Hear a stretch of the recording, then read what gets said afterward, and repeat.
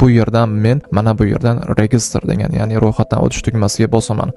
Undan so'ng mana bunaqa bizni verifikatsiya qilib oladi brauzer. Va bundan so'ng mana bunaqa sahifaga o'tamiz. Bu yerda Extensga xush kelibsiz. Mana bu yerda sign in, ya'ni login qilish, mavjud akkauntga login qilish. Mana bu bo'lsa create an account, ya'ni bu ro'yxatdan o'tish. Davaychi mana bu yerdagi ma'lumotlarni to'ldirishni boshlaymiz. O'zbekiston va buni ostida biz doimiy ravishda ishlatadigan asosiy rabochiy Gmail'imizni kiritamiz. Gmail pochtadan so'ng Extens akkauntimizga parol o'ylab topishimiz kerak bo'ladi. Parolning uzunligi 8 dan 15 tagacha, bitta katta va bitta kichkina harf bo'lishi va hech bo'lmaganda bitta raqam va bitta spetsialniy simvol bo'lishi kerak. Shunda parolimiz tasdiqlanadi. Spetsialniy simvol bu dollar, hashtag, foiz, tire shunga o'xshagan narsa. Parol qo'yib bo'lganimizdan so'ng mana bu yerda bitishga qoldiramiz va davom etish degan tugmaga bosamiz. Keyin bizni avtomatik ravishda brauzer Extens Brokerning mana bunaqa web trading sahifasiga olib o'tadi. Bu yerda endi biz mana bu joyda real account degan tugmaga bosamiz. Va bundan keyin brauzer depozit qilish sahifasiga olib o'tadi va bu yerda ko'rib turibmiz, barcha to'lov sistemalari unavailable, ya'ni biz uchun mavjud emas. Nimaga? Biz hali verifikatsiyadan o'tganimiz va profilimizdagi barcha ma'lumotlarni to'ldirganimiz yo'q. Buning uchun o'ng taraf yuqorida complete profile degan tugmaga bosamiz. Mana endi verifikatsiya jarayoni boshlanadi. Bu yerda get started now ga bosamiz. Va birinchi qadam bu Gmail pochtamizni verifikatsiya qilib olishimiz kerak bo'ladi. Broker o'sha kodni yubordi. Gmail pochtamizga kirib tekshiramiz va ana o'sha xabarda kelgan, ya'ni Extens Brokerdan xabarda kelgan kodni kiritamiz va Gmail pochtasini verifikatsiya qilamiz.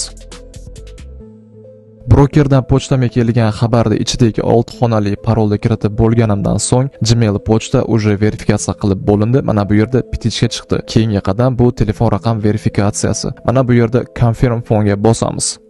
Undan keyin o'zimiz ishlatib yuradigan va doim antennasi chiqib turadigan telefon raqamini kiritishimiz kerak bo'ladi. Keyin davom etish degan tugmaga bosamiz. Kodni yubordi. Kod menga adashmasam Telegramdan kelyapti. Agar siz bu yerga kiritgan raqamingizda Telegram bo'ladigan bo'lsa, osongina Telegramga Extens Broker kod yuborish mumkin. Bu juda ham qulay. Xo'p, 099 832 va telefon raqami muvaffaqiyatli verifikatsiyadan o'tdi va endi 3-oxirgi qadam bu shaxsni tasdiqlovchi verifikatsiyalar, adashmasam. Xo'p, mana bu yerda complete now degan tugmaga bosamiz. Xo'p, bu yerda endi shaxsni tasdiqlovchi ma'lumotlarni kiritishimiz kerak bo'ladi. First name bu ism, last name bu familiya. Pasportimizda yoki ID kartamizda qanaqa harflardan yozilgan bo'lsa, xuddi shuni kiritamiz. Keyin date of birth, ya'ni tug'ilgan kun, oy, yil. Keyin bo'lsa turar joy, ya'ni yashash adresi, shahar, ko'cha va dom yoki uy va uni raqami. Shuni kiritamiz. Keyin bo'lsa jinsni belgilashimiz kerak bo'ladi. Erkak bo'lsa erkak, ayol bo'lsa ayol. Va pastda yana davom etish degan tugmaga bosamiz. Shundan keyin broker bizga bir nechta savollar beradi. Men sizlarga buni hozir tarjima qilib beraman. Siz o'zingizga ma'qul kelgan javoblarni belgilab ketaverasiz. Xo'p, what is the purpose of opening your account? Account ochishdan maqsadingiz nima deyapti? Birinchisi investitsiya, ikkinchisi hedging, uchinchi speculation. Birinchisi investitsiya, ya'ni sarmoya, ikkinchisi hedging, ham buyga va ham sellga ochib ishlash, adashmasam uchinchisi speculation. Bu ya'ni spekulatsiya. O'zingizga xohlagan javobni belgilang. Men misol uchun bu yerda investitsiyani belgilayman. Ikkinchi savol, what's your current employment status? Bu yerda broker ish haqida so'rayapti. Agar pensiyaga chiqqan bo'lsangiz, mana bu retired deb belgilaysiz. Agar ishsiz bo'ladigan bo'lsangiz, mana buni unemployed deb belgilaysiz. Va agar talaba yoki student bo'ladigan bo'lsangiz, mana bu yerda student degan javob bor. Va agar tadbirkor bo'ladigan bo'lsangiz, mana bu yerda biznes egasini belgilab qo'ysangiz bo'ladi. Va uchinchisi o'z-o'zini ta'minlaganlik. Va ikkinchisi bo'lsa yarim stavka yoki bo'lmasa qisman ishlaydigan odamlar uchun. Va birinchisi bo'lsa bu yerda full time, ya'ni polniy ish bilan ta'minlangan, ya'ni kun bo'yi ish bilan band bo'ladigan odam mana shu birinchisini tanlab ketsa bo'ladi. Xo'p, bu yerda osongina ishsizmani bosib qo'yish qulayroq, chunki mana bu birinchi, ikkinchi, uchinchi, to'rtinchisida o'zi yana ma'lumot berishingiz kerak bo'lar ekan. Undan ko'ra osongina ishsizmani bosib ketgan yaxshi. Xo'p, keyingi savolda mana bu quyida berib qo'yilgan javoblarda qaysi biri sizni sohangizni ko'proq ifodalaydi deyapti. Agar ingliz tilini bilmaydigan bo'lsangiz, istalgan вообще farqi yo'q, istalgan bittasini belgilab ketsangiz bo'ladi, absolutno xotirjam. Misol uchun men mana bu yerda education, ya'ni ta'lim deb bosib ketyapman, chunki avvaldan mana shu education belgilab kelganman. Xo'p, keyin davom etish. Xo'p, keyingi savolda bo'lsa, daromadingiz asosiy manbai qayer deb savol beryapti. Bu yerda ham agar ingliz tilini bilmaydigan bo'lsangiz, yana o'sha gap istalgan bittasini bosib ketsangiz bo'ladi. Misol uchun men mana bu yerda savingizni bosib qo'yaman va davom etish degan tugmaga bosaman. Keyingi savol biroz g'alatiroq. Bu yerda broker bizni bor sustainamizga qiziqyapti. Juda ham ajoyib. Xo'p, $5000 dan boshlanib $1 million dan yuqori degan javoblar bor ekan. Xohlaganingizni belgilang, istaganingizni belgilang. Men misol uchun bu yerda mana bu eng birinchisini belgilayman va keyingi savolga o'tamiz. What's your annual net income? Bu yerda bo'lsa endi broker bizni 1 yillik daromadimiz qancha, shunga qiziqyapti. Bu yerda ham o'zingiz xohlagan, istagan summani belgilang. Men misol uchun bu yerda mana buni belgilab qo'yaman. Bu savolda bo'lsa broker bizni 1 yillik daromadimizni qanchasini mana shu Exness'ga investitsiya qilishimiz haqida so'rayapti. Birinchi variantda 25% gacha, ikkinchi variantda 50% gacha va uchinchi variantda 50% dan ko'ra ko'proq yillik daromadimni investitsiya qilaman degan javoblar turibdi. O'zingizga ma'qulni belgilang. Misol uchun men bu yerda birinchisini belgilayman. Keyingi savolda bo'lsa broker biroz politikaga doir savol beryapti. Bu yerda nodni bosib ketsangiz bo'ladi xotirjam.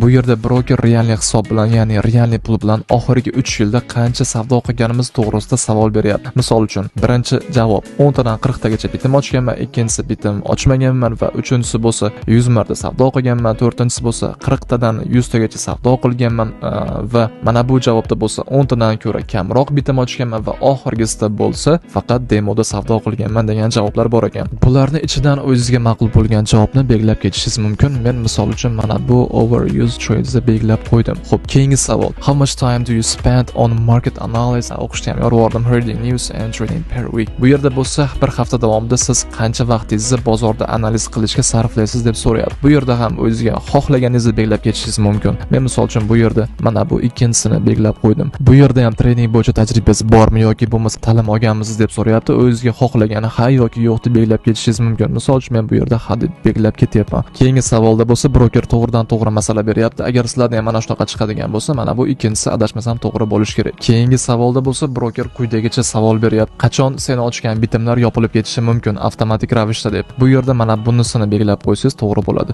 Bu yerda bo'lsa trading bo'yicha 1 yillikka planing qanaqa deb so'rayapti. Xo'p, birinchisi buni как hobbi sifatida qilib yuraman, ikkinchisi sekin-sekin o'rganib, polностью mana shu ishga o'tib ketib qolaman va uchinchisi bo'lsa o'qituvchi bo'laman. Ya'ni tradingni o'rgatadigan hozirda ham ko'payib ketdi-yu internetda. Shunaqa o'qituvchi bo'laman va oxirgisi bo'lsa full time professional trader, ya'ni bu yerda o'zi professional trader bo'laman degan. O'zingizga xohlagan va ma'qul bo'lgan javobni belgilang. Keyingi savolda bo'lsa qanaqa instrumentlar bilan yoki qanaqa aktivlar bilan savdo qilmoqchisan deb so'rayapti. Misol uchun birinchisi oltin, silver, undan keyin forex, ya'ni bu yerda valyutniy paralar bo'ladi va undan keyin kripto aktivlar, undan keyin neft va balobatlar, undan keyin bo'lsa aksiyalar va mana bu yerda bo'lsa hali vera o'ylab ko'rganim yo'q va oxirgisida bo'lsa boshqa javob beraman degan variant turibdi. O'zingizga xohlaganni, o'zingizga ma'qulni yana belgilang. Qaroch, keyingi savolda bo'lsa biz haqimizda, ya'ni Exness brokeri haqida birinchi marta qayerda eshitding yoki bilding deyapti. Misol uchun bu yerda YouTube'da belgilab ketsangiz bo'ladi. Va oxirgi savolda bo'lsa mana bu ikkalasiga pitichkani qoldiramiz va submit degan tugmaga bosamiz. Bu yerda endi alt sat deyapti. Gmail pochtamiz va telefon raqamimizni kiritib bo'lganimizdan so'ng va mana shu savollarga javob berib bo'lganimizdan keyin keyingi 30 kun davomida $2000 gacha bo'lgan mablag'ni bemalol depozit qilib ishlab pulimizni chiqarib olsak bo'lar ekan va lekin 30 kundan so'ng baribir все равно biz verifikatsiya qilishimizni talab qilishar ekan. Shuning uchun davaychi hozirda o'zida verifikatsiya qilamiz, chunki video aynan shu haqida. Mana bu yerda verify identity now degan tugmaga bosamiz. Bosganimizdan so'ng bu yerda bizga eslatma beryapti. Ismini tekshirib ol deyapti. Ismimizni tekshirib olamiz va undan so'ng ma'lumotlarni yuklash degan sariq tugmaga bosamiz. Va mana bu yerda bitishga qoldiramiz. Undan so'ng submit document deganiga bosamiz. Xo'p, undan keyin endi biz qanaqa ma'lumot, qanaqa hujjat yuklamoqchimiz, shuni turini belgilashimiz kerak bo'ladi. Mana bu yerda O'zbekiston turishi kerak va agar siz O'zbekiston fuqarosi bo'lsangiz va undan so'ng select your identity document. Bu yerda bo'lsa pasportmi, haydovchilik guvohnomasimi, ID kartami, shuni belgilaymiz. Misol uchun menda pasport. mana shu joyga pasportni bosaman. Bosganimdan so'ng bu yerda pasport hujjati qanday qilib yuklashim bo'yicha menga eslatmalar beryapti va agar haydovchilik guvohnomasiga bosadigan bo'lsam, bu yerda ham eslatmalar bor va ID karta qiladigan bo'lsam, bu yerda ham adashmasam eslatmalar bor. Xullas, bu yerda men pasport yuklayman. Agar siz haydovchilik guvohnoma bilan verifikatsiya qilmoqchi bo'lsangiz, xotirjam spokойно haydovchilik guvohnomasini tanlab rasmga olib yuklashingiz mumkin va agar ID karta bo'lsa ham xuddi shunaqa qilib verifikatsiya qilib olsangiz bo'ladi. Xullas shunaqa. Davayt, pastroqqa tushaman. Tushib, mana bu yerda aytayaptiki, pasportni chiroyli qilib rasmga ol, bunda bilik bo'lib qolmasin va xira bo'lib qolmasin, yorug'lik tushib qolmasin, barcha raqamlari, barcha harflari ko'rinsin deyapti. Xuddi shunday qilib akkuratni qilib rasmga olamiz va pastda mana bu yerda upload document deganga bosib, rasmga olingan faylni tanlaymiz va yuklaymiz. Yuklab bo'lganimizdan so'ng mana bu yerda submit document degani bor, mana shunga bosamiz. Yuklab bo'lishim bilan ko'rdinglar, 3 sekundlar atrofida bir tekshirib oldi va yana all set, uje hammasi hal bo'ldi deyapti. Deposit qilishing mumkin deb pastda deposit now degan tugma chiqib turibdi. Endi bu yerda deposit degan narsaga bosmaymiz, mana bu yerda prosta X ga bosamizda va yana complete profilga bosamiz. Men xohlagan narsa oyna ochildi. Ya'ni bu yashash joyi adresi. Davaychi oxirigacha verifikatsiyadan o'tib olamiz. Chunki agar adresimizni verifikatsiya qilmaydigan bo'lsak, может qachondir bizga pulni yechib bermasligi mumkin. Shuning uchun davaychi oxirigacha verifikatsiya qilamiz. Yashash joyi adresini verifikatsiya qilish uchun quyidagi ma'lumotlardan, quyidagi hujjatlardan birortasini yuklang deb bizga broker eslatma beryapti. Bu yerda bir qancha hujjat turlari bor, lekin to'g'risini aytsam, men birortasini bularni yaxshi tushunmayman. Shuning uchun osongina yo'li bor. Bu ham bo'lsa my.gov saytiga kirish kerak. Ana o'sha joyda O'zbekiston fuqarosi, har bir O'zbekiston fuqarosining doimiy yashash joyi to'g'risidagi ma'lumoti bo'ladi. Ana o'shani yuklab, keyin mana bu brokerga yuklash kerak. Shunda hech qanaqa muammosiz verifikatsiyadan o'tib olish mumkin. Agar pasportimi rasmi bor sahifasining orqasida propiskasi bor, uchetniy zapisi bor, shuni rasmiy olib tashlasamchi deb so'raydigan bo'lsangiz, to'g'risi bilmayman. Men juda ham ko'p marta urinib ko'rganman, lekin meni tajribamda shuni aytishim mumkinki, bu orqali adresda verifikatsiya qilib olish biroz qiyinroq. Shuning uchun prosta mana bu my.gov saytiga o'tish kerak va o'ylaymanki bugungi kunga kelib hozir hamma bu saytdan foydalanishni biladi. Agar bu platformadan qanday foydalanishni bilmasangiz va yashash joyi to'g'risidagi ma'lumot topolmasangiz yoki qiynaladigan bo'lsangiz, adashmasam shu to'g'risida ham video joylagan bo'lishim kerak. O'ng taraf yuqorida agar topadigan bo'lsam, shu videoni chiqarib ketaman. Mana shuni birinchi ko'rib olib, keyin xotirjam mana shu ma'lumot topib yuklab olishingiz mumkin bo'ladi. Xo'p, men bo'lsa menda o'sha bu ma'lumot bor. Mana bu joyga qaytaman va pastdan ma'lumot yuklab bo'ldim. Endi pastga tushib, sariq tugma ichidagi ma'lumotni tasdiqlash degan tugmaga bossam ham bo'ladi. Your documents are under review. Ma'lumotlar tekshiruvda. Bu jarayon 3 minutdan 7 minutgacha vaqt olishi mumkin ekan va даже bir ish kuni, ya'ni 24 soatgacha ham vaqt olishi mumkin ekan ba'zi holatlarda. Mana shu narsa hal bo'lgandan so'ng verifikatsiya degan narsani полностью butun umrga esdan chiqarsak bo'ladi va keyin xotirjam ish qilaveramiz, короче.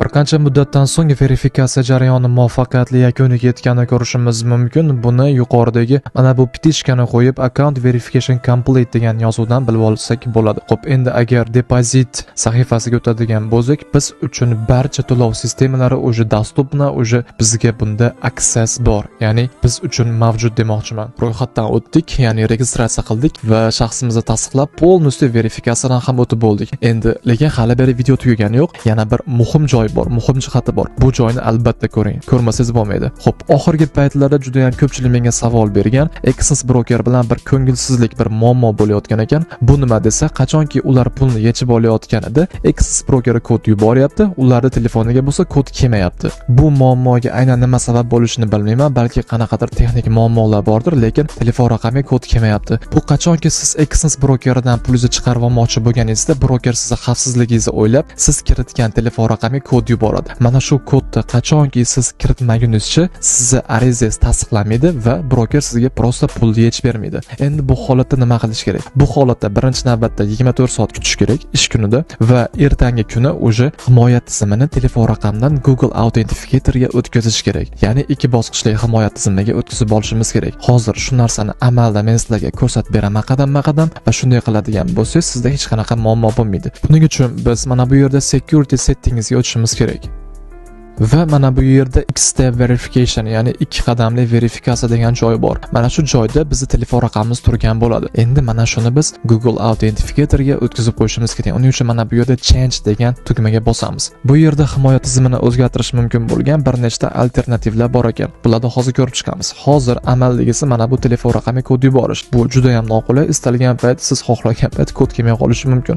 Va mana bu yerda men avval ko'rmasdim. Ya'ni bunaqa tasdiqlash kodlari yuboradigan joyda bunaqa email orqali, ya'ni Gmail pochta orqali tasdiqlaydigan usul ko'rmasdim avvallari. Bu narsani qo'shishni juda ham zo'r bo'ldi Class Brokerga. Va mana bu yerda Authentication app bo'lsa, bu ana o'sha men aytgan Google Authenticator. Bu juda ham yaxshi himoya tizimi va mana bu yerda broker o'zi rekomendatsiya qilayotgan push notifications, ya'ni уведомление, xabarnoma bu qachonki telefoningizda Exens brokerini rasmiy ilovasi bor bo'lganda ishlaydi. Lekin menga bu narsa qanaqadir yoqmaydi. Xullas, bu yerda biz hozir Google Authenticator'ga o'tkazganimizdan ko'ra Gmail pochtaga olib qo'yganimiz juda ham maqsadga muvofiq. Bunga olib qo'yadigan bo'lsak, pochtamizga xabar yuboradi. Hammasi juda ham oson. Xabarning ichida kod bo'ladi. Buni tasdiqlash juda ham qulay. Nimaga endi Google Authenticator emas deydigan bo'lsangiz, qachonki Google Authenticator'ga siz himoya tizimini o'rnatib qo'yadigan bo'lsangiz, qanaqadir muammo bo'lib, mana shu Authenticator приложениesiga dostуп yo'qolib qoladigan bo'lsa, siz Exens brokerga qaytib kira olmay qolishingiz mumkin. Shuning uchun bu yerda Gmail pochta